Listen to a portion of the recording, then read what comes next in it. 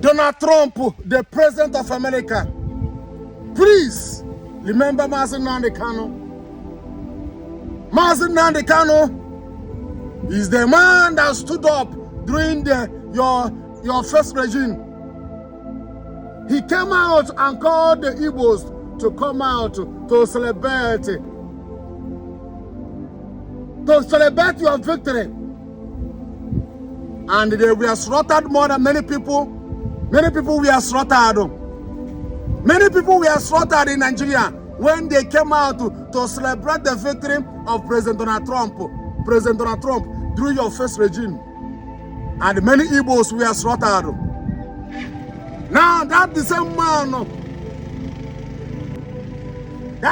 man that told the people to come out to celebrate your victory has been arrested, has been kidnapped from Kenya because he is condemning what is happening in Nigeria. He's condemning the genocide that is going on in Nigeria. He's condemning how they are slaughtering Christians in Nigeria. He's speaking about Biafra, the freedom of the Igbos.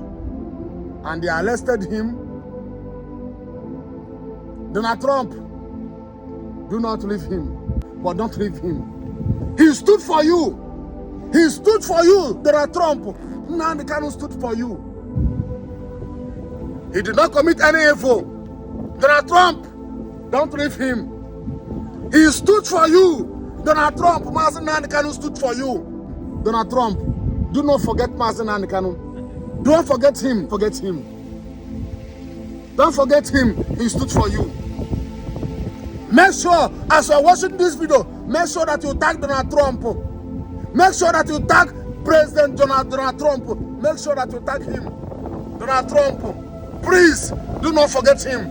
Mazi Nnamdi Kanu stood for you. He stood for you when others were condemning you. He stood for you. But right now, he's inside. He's an innocent man.